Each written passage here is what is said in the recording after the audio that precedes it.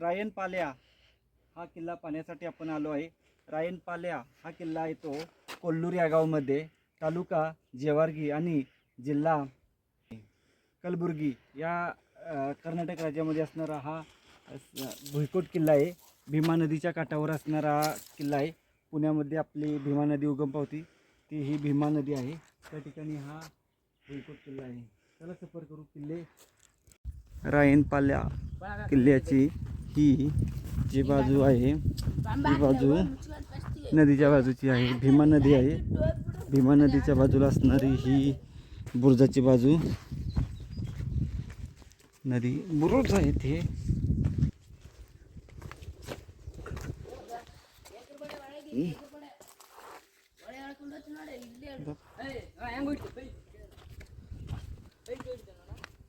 हे पाठीमागच्या बाजूचा भाग.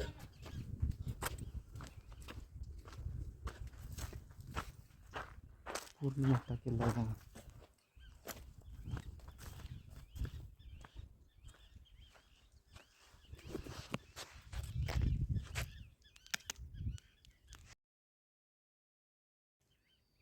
भीमा नदीच्या काठावर असणारा हा भुईकोट किल्ला आहे.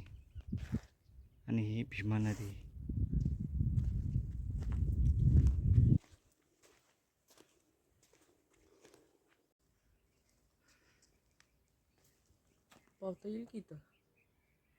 किल्ल्यामध्ये एक असं पाठीमागच्या बाजूला छोटेखानी मंदिर आहे. नदीच्या कोपऱ्या पाठीमाग बघू आता अजून काय काय पाहायला भेटते. ही तटबंदी किल्ल्याचीच आहे.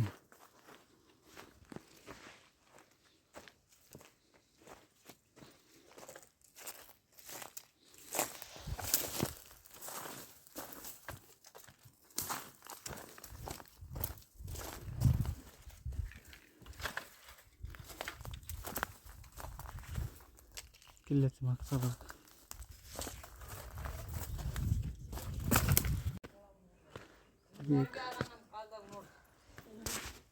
छोटे बच्चे कंपनी सगळी. किल्ल्याची ही बुरुजाची बाजू लांबपर्यंत आपणाला अशीच पाहायला भेटते सरळ. ह्या पाण्याच्या टाकी आल्यानंतर आपणाला या किल्ल्याची पाठीमागची बाजू नदीला लागून असणारी पूर्णतः पाहायला भेटत आहे. संपूर्ण व्यवस्थित अशी ही किल्ल्याची तटबंदी. पुढे एक तो बुरुज आहे आणि नदीच्या बाजूला ही असणारे 3 अप्रतिम.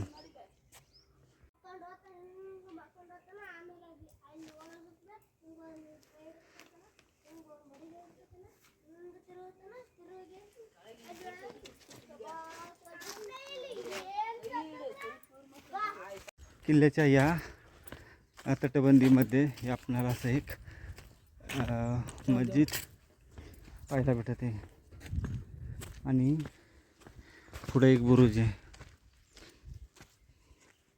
किल्ल्याच्या आतमध्ये असणारे हे वास्तू आहेत प्रकारच्या.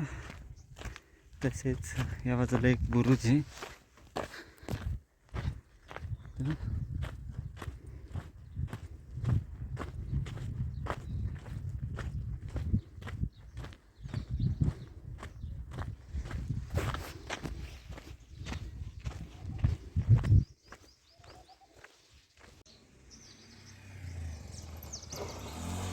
हळूहळू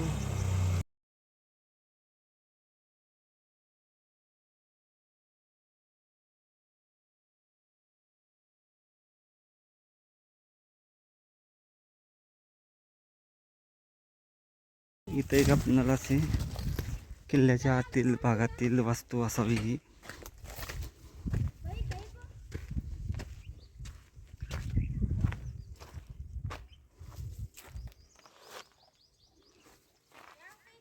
आता या बुरुजावर आलो आहे नदीच्या. मगाशी आपण त्या समोरच्या तिथं होतो. आता हा बुरुज पाहू शकतो आपण इथं असा. नको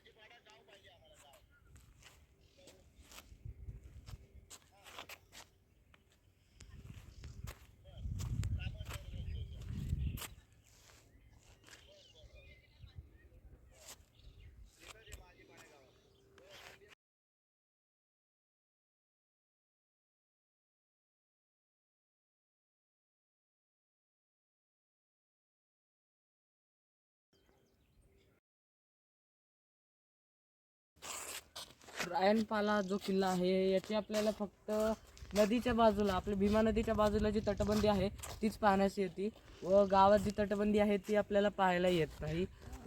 त्यासाठी फक्त नदीच्याच बाजूला यावे व गावात आल्यानंतर किल्ला न विचारायच्या ऐवजी गुढी हे विचारावे.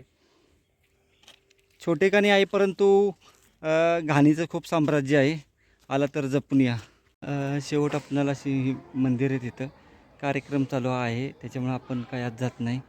आणि या ठिकाणी आपण ही अशी पूर्ण तटबंदी पाहायला भेटते किल्ल्याची. अच्छा, नदीच्या विरुद्ध बाजूला आलं की आपल्याला हा असा एक इकडं बुरुज पाहायला भेटतो.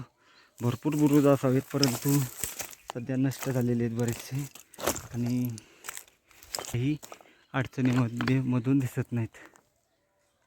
झाडीमध्ये शोधाशोध केल्यानंतर अजून आपल्याला एक थोडासा पुढं बुरुज दिसत आहे, परंतु अडचण खूप असल्यामुळं जाता येईना.